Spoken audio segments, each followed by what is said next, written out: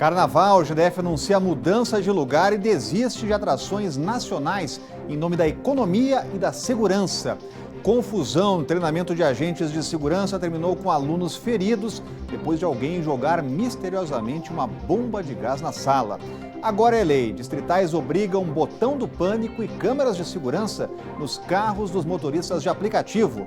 Olá, eu sou Rodrigo Orengo e começa agora o Band Cidade, primeira edição.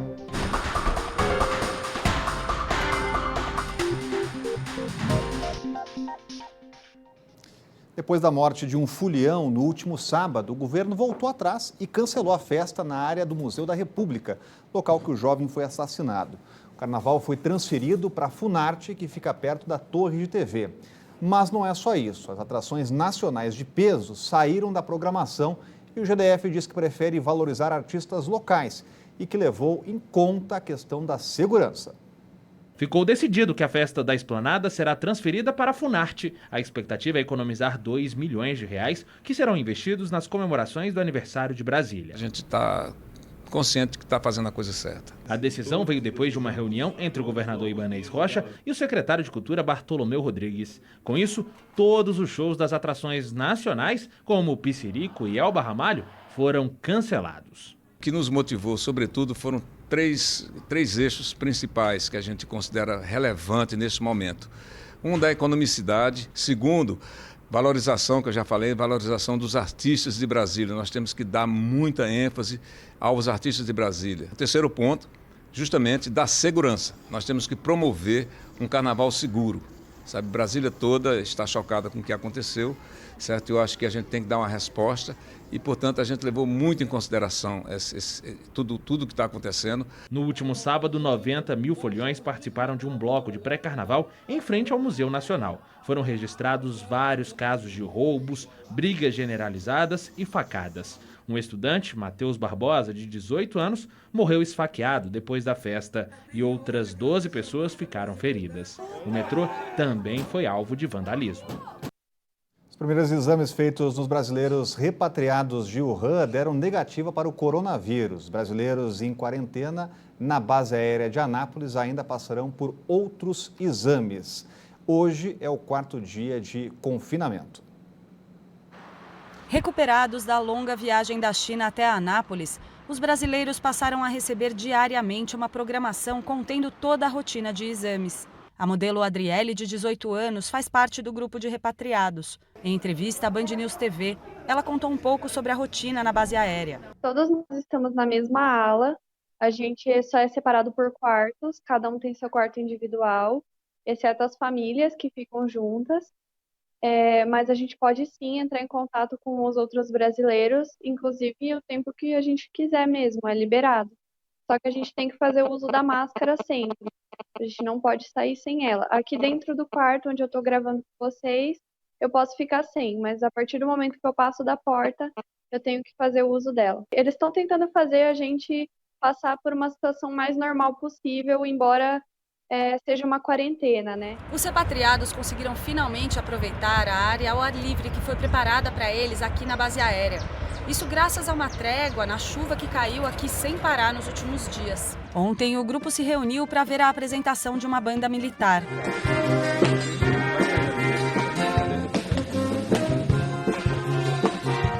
A equipe que coordena a quarentena chegou a receber pedidos de pais que gostariam de visitar os filhos na base. Mas a ordem é seguir à risca o protocolo de segurança, até que se encerre o prazo de 18 dias de isolamento. O Ministério da Saúde informou que todos os testes feitos nos brasileiros deram negativo para o coronavírus e que nenhum deles apresentou qualquer tipo de sintoma. A gente vai, inclusive, ganhar um certificado ao final dessa quarentena para que as pessoas entendam que a gente está bem e que a gente não apresenta nenhum sintoma e nenhum risco para a sociedade. Está prevista para hoje a sessão mista do Congresso para análise de vetos presidenciais e tem um veto específico à lei orçamentária dando muito o que falar.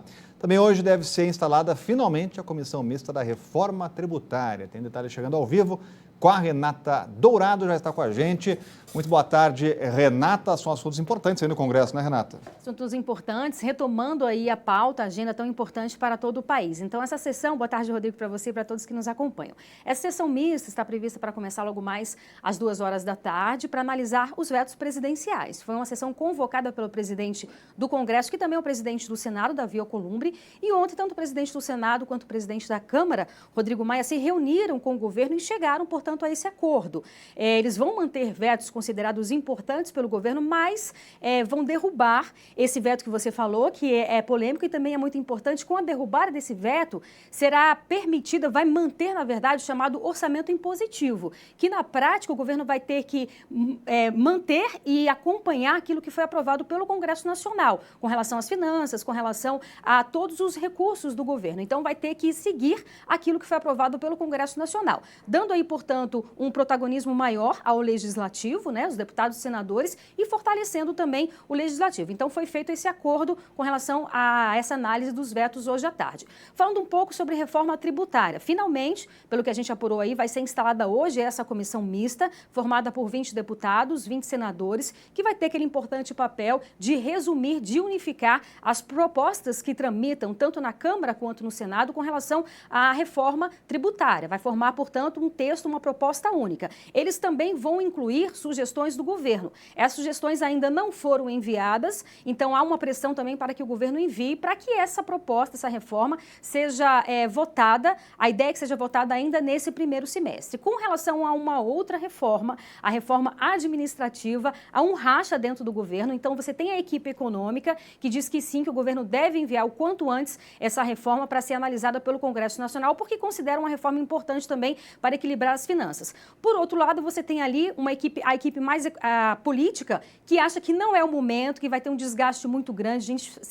A gente sabe que sempre que fala em alterar questões relacionadas aos servidores públicos, tem polêmica, as categorias se reúnem, fazem manifestações. Então, esse lado aí, essa equipe mais econômica do governo, diz que não é o momento. Então, há esse racha dentro do governo. Vamos ver se essa reforma administrativa sai ou não, e o governo envia ou não para o Congresso Nacional. Rodrigo. O vai ou racha, né? Vai ou racha. Cláudio Humberto com a gente. Muito boa tarde, Cláudio. Boa tarde. O que acontece que está demorando essa reforma administrativa? Pois é, esse é um dilema que tem o governo que é controlado por pessoas do setor público, né? Gente que sempre foi funcionário público, civil ou militar, e eles têm muita influência também no governo, fica ali tentando, de alguma maneira, esvaziar as mudanças, as transformações que o Brasil tanto precisa. O Brasil precisa enfrentar privilégios, regalias no setor público que nos custam uma fortuna incalculável. E o pior é que isso só se aprofunda. A cada dia que se passa, se criam novos privilégios, novas regalias, e com isso o contribuinte, que na verdade não é contribuinte, né, um pagador obrigatório de impostos, acaba sendo obrigado também a sustentar esse tipo de coisa, né? O que a gente espera é que a banda da sociedade civil privada, que representa 95% da população, representada no governo pelo ministro Paulo Guedes, que acabe prevalecendo nessa discussão e que, de fato, o governo promova uma reforma administrativa daquelas para valer, né? Para diminuir substancialmente o tamanho do Estado, porque ninguém aguenta mais essa figura, né, do Estado brasileiro que sofre de obesidade mórbida, fica nas nossas costas e se recusa a fazer qualquer tipo de tratamento. E por isso é preciso mesmo que isso venha a ser feito pelo Congresso Nacional. Agora, a reforma tributária, essa ninguém deve ter nenhuma ilusão com relação aos seus propósitos, né? Ela não será uma reforma que vai melhorar, vai ser boa para a população. Não vai. Vai ser boa para eles. Para essas pessoas, o setor público que vive exatamente de sugar o hospedeiro, né? Como disse o ministro da Economia, o setor público que vive mesmo como parasita nas costas do cidadão brasileiro. E o ministério considerado estratégico pelo governo mudou de mãos. O ex-secretário de Previdência, Rogério Marinho, assumiu a área de desenvolvimento regional, que tem orçamento de 15 bilhões de reais. A cerimônia no Planalto contou com a presença de ministros e dos presidentes da Câmara e do Senado. Rogério Marinho assume o lugar de Gustavo Canuto, que passará a comandar a Dataprev, estatal de processamento de dados da Previdência Social. Com um orçamento anual de cerca de 15 bilhões de reais, o Ministério de Desenvolvimento Regional é estratégico para o governo. A pasta cuida da área social, tem grande influência nos municípios e é responsável pelo Minha Casa Minha Vida, programa que o presidente Jair Bolsonaro quer turbinar. Vou dar o melhor de mim, sobretudo, para buscar construir pontes, estabelecer e consolidar relações, porque nós não vamos a lugar nenhum se formos caminhar sós. Como secretário especial da Previdência, Rogério Marinho foi um dos principais articuladores com o Congresso para a aprovação da reforma no ano passado. Cláudio Humberto, será que Rogério Marinho vai conseguir destravar essa área aí, que era criticada por parlamentares, meio político? Exatamente. O ex-ministro Gustavo Canuto firmou reputação dentro do próprio governo como um autêntico roda presa. Nada andava na mão do ministro e foi por isso que ele foi demitido. Como a gente já explicou aqui antes, na semana passada, o Rogério Marinho estava demissionário. Teve ali algum problema com o ministro da Economia, ele estava saindo do governo e o presidente, para mantê-lo, o presidente, que é um admirador do novo ministro, ofereceu esse cargo de ministro do Desenvolvimento Regional, que envolve uma gama enorme de atribuições que vão desde a transposição do Rio São Francisco, passando por habitação popular, o programa Minha Casa Minha Vida é desse ministério, e outros tantos programas importantíssimos aí que estavam todos travados. Esse ministério é uma verdadeira fábrica de boas notícias para o governo e para a população. E, no entanto, o ex-ministro não conseguia fazer dessa maneira. É, sobretudo, um ato de justiça a nomeação de Rogério Marinho para o cargo de ministro. Ele, quando era apenas um deputado federal, ele assumiu, ele pegou o touro na unha ali e assumiu a liderança da reforma trabalhista, de modernização da legislação trabalhista. Ele assumiu o papel que deveria ter sido exercido pelo ministro do Trabalho na época, mas na verdade foi ele quem virou, digamos assim, durante meses, ele era o ministro do Trabalho de fato no nosso país. Na reforma da Previdência, ele agiu com a autoridade de ministro da Previdência, embora fosse apenas o secretário. Em algum momento, um momento crucial da discussão da reforma, ele foi o próprio ministro da Economia. Quer dizer, é alguém que tem autoridade mesmo e competência para chefiar um ministério. Eu acho que nisso, essa escolha do presidente Bolsonaro foi feliz. E a seguir, a Câmara Legislativa aprova a lei que obriga botão do pânico para motoristas de aplicativo. E o Band Cidade está voltando daqui a pouco. Deputados distritais aprovaram a obrigatoriedade do botão de pânico e de câmeras nos carros dos motoristas de aplicativo.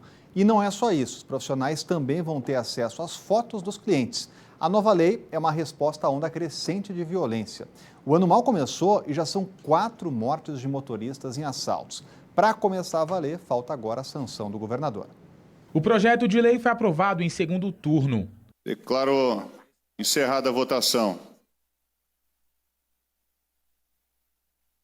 O projeto está aprovado com 16 votos sim e 1 voto contrário. O PL cria obrigações para as empresas de transporte por aplicativos. A norma de autoria do deputado distrital Daniel Donizete foi escrita com a participação dos trabalhadores de apps, mas sofreu alteração que não agradou a liderança do movimento. Entre elas, a que o aplicativo só mostre a foto do passageiro quando o pagamento for em dinheiro. Mas isso já foi dito para os assessores do deputado Daniel Donizete, eles já estão vendo para colocar no projeto antes que esse projeto vai para o governador para ser sancionado.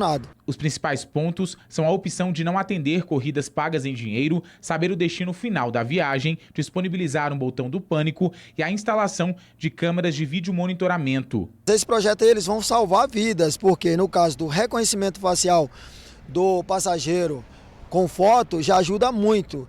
Também pedimos uma senha para destravar o aparelho celular, que também vai ajudar muito na nossa segurança. Agora as empresas vão ter um tempo para se adequar às novas regras, mas isso só depois da sanção do governador, que deve acontecer logo logo. A empresa tem 90 dias para regulamentar e entrar nas condições aí que a lei agora que está sendo aprovada passa a valer. O governo mostrou que tem pressa na sanção e regulamentação da proposta, ainda mais depois dos últimos episódios de violência envolvendo os motoristas de aplicativo. Em menos de 2 meses, 4 4 foram assassinados, 2 só nesse último domingo. E Nota 99 respondeu que a segurança é uma prioridade da empresa e, por isso, já investe em soluções voltadas para passageiros e motoristas. Inclusive, as demandas que estão na lei já vêm sendo discutidas. Esta em fase, inclusive, de teste, por exemplo, uma ferramenta que apresenta a foto do passageiro ao motorista.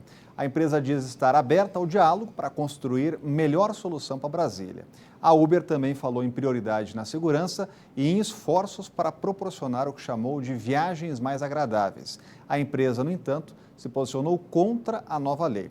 Disse que o texto inclui pontos inconstitucionais, sem citar quais são esses pontos. Cláudio Humberto, teremos aí briga na Justiça. Eu acho que sim. Se o governador, de fato, sancionar essa lei, isso vai para a Justiça. O governador é advogado, ele conhece de leis e sabe exatamente o que deve ou não deve ser sancionado. O fato é que tudo é uma enorme demagogia dos deputados, porque a Câmara Legislativa não tem competência, não tem prerrogativa, não tem o poder de legislar sobre isso.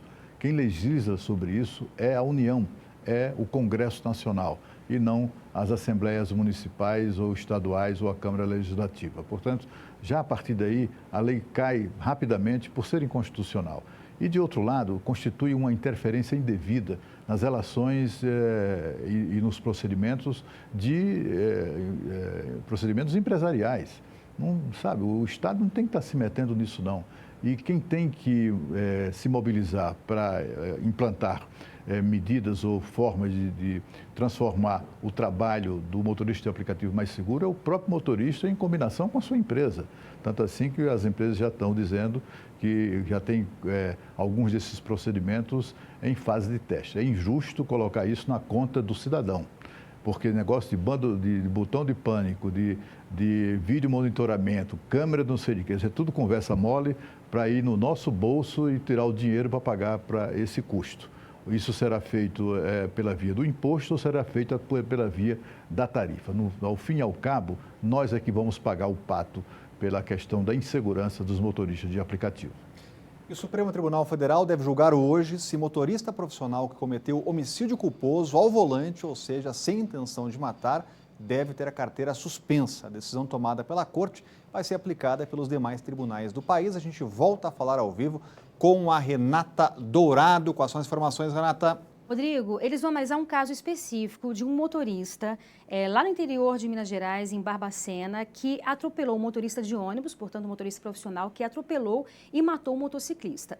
No entendimento do Ministério Público, houve negligência da parte dele. A responsabilidade do acidente foi dele, que não teve o cuidado necessário ao passar por um cruzamento. Ou seja, embora ele não tenha tido, portanto, a intenção de matar esse motociclista, ele teve a responsabilidade por ter sido negligente. Então ele foi condenado em primeira instância. De acordo com o Código Brasileiro de Trânsito, esse tipo de crime, a condenação varia de 2 a 4 anos de prisão. Além disso, o motorista ele tem a carteira dele suspensa, que foi o que aconteceu nessa condenação em primeira instância. Só que a defesa dele recorreu e o entendimento de segunda instância foi diferente. Entendeu o seguinte, ele é motorista, ele sobrevive de acordo com essa profissão dele. Então, você tirando a carteira dele, suspendendo essa carteira dele, você está impossibilitando ele de trabalhar, retirando, portanto, o sustento dele e da família dele. E aí suspendeu essa condenação. O Ministério Público recorreu e o caso, portanto, foi parar no Supremo Tribunal Federal. A ideia, a previsão é que seja analisado hoje pelos ministros e aí sim os ministros vão dar esse entendimento desse caso específico, como você bem disse, mas que vale para casos parecidos em todo o país. Se pode ou não suspender a carteira de motorista profissional em caso ele se envolva em algum acidente que culmine na morte de uma pessoa. Obrigado, Renata. Vai acompanhar, vai trazer mais informações aqui no Band Cidade do Supremo do Judiciário. Vamos ao Legislativo, porque a sessão desta terça-feira da CPI mista da fake news ou das fake news terminou em bate-boca no Senado. O ex-funcionário da empresa Iacos foi convidado pelo PT a depor diante da suspeita de ter ajudado a disparar mensagens de WhatsApp em favor dos candidatos João Dória e Jair Bolsonaro na campanha de 2018. Hans River, do Rio Nascimento, no entanto, afirmou que os beneficiados foram o ex-presidente petista, o deputado Rui Falcão e outros nomes do partido. E direcionei principalmente para o senhor. Para mim? É. Houve bate-boca e ele disse ter sido xingado pelo parlamentar de favelado periférico. Rui Falcão disse que tudo não passava de mentira. Ele me chamou de favelado, entendeu? Mentira. Você me chamou... Eu tenho cara do quê? Só porque eu sou negro? Eu menti? Você mentiu duas vezes. Outra coisa. Isso não é abuso, não. Porque eu falei no pé do ouvido dele que eu fiz a campanha política dele, ele tá atacado.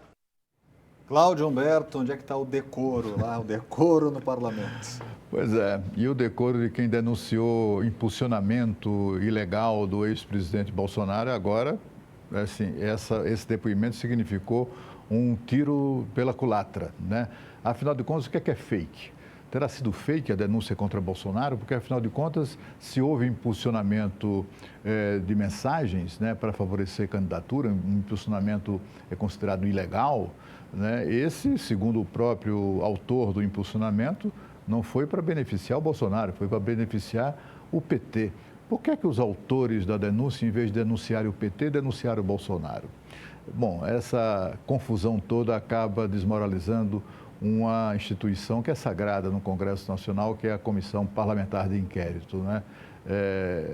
Já houve um tempo em que a convocação e o convite de pessoas para prestar depoimento nas CPIs obedecia a certos critérios, né?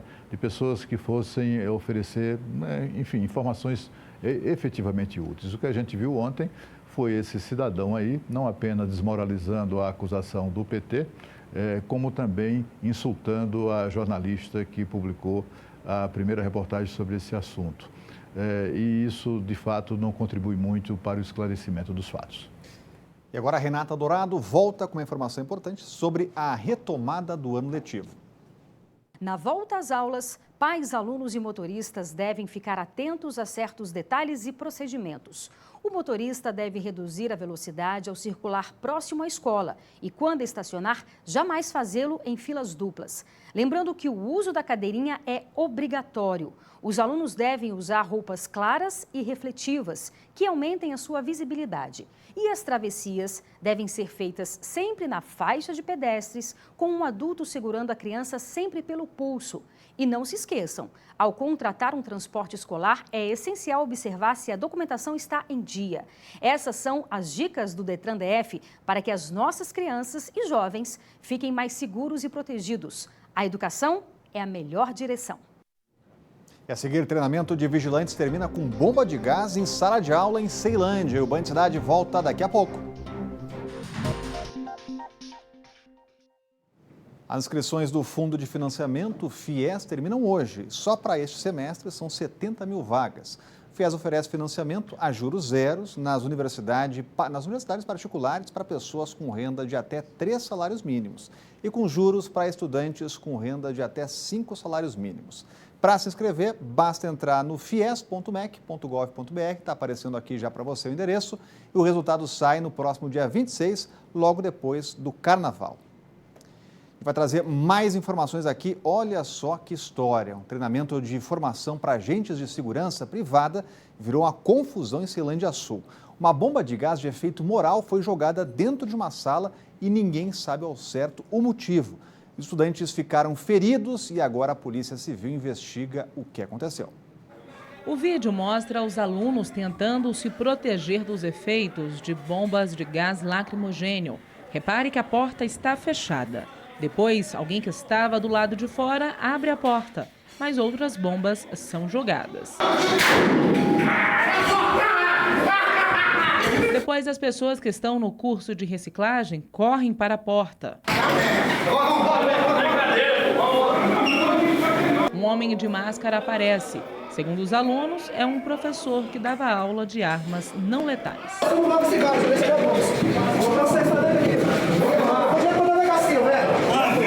Quando tentavam sair do prédio pela escada de incêndio, eles foram impedidos por um grupo de cacetete e escudo. Depois de 15 minutos, finalmente, todos saíram do local, que fica na QNN 2, Ceilândia Sul. Alguns alunos ficaram feridos e foram parar em um hospital da região. O caso foi no último sábado, mas só agora divulgado pelos estudantes. Eles registraram boletins de ocorrência e a 23ª DP disse que já investiga o caso. Tentamos contato com a Escola Peritos, responsável pelo treinamento, e também com a Multiserve, a empresa de segurança e vigilância que presta serviço para o governo e tribunais superiores. Nenhuma das duas respondeu até agora.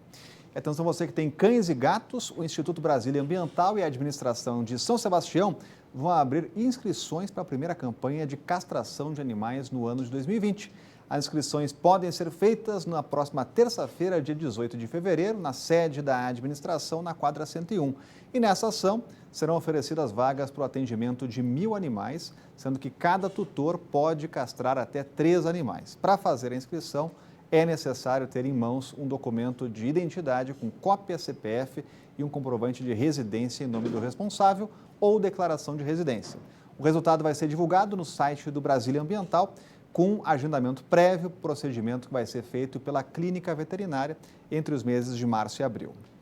Aqui na Band, você sabe, tem um canal direto para fazer denúncias, mandar vídeos, mostrar o que acontece aí na sua região. É o nosso WhatsApp, então anote aí nosso número, que é o 99976-9204.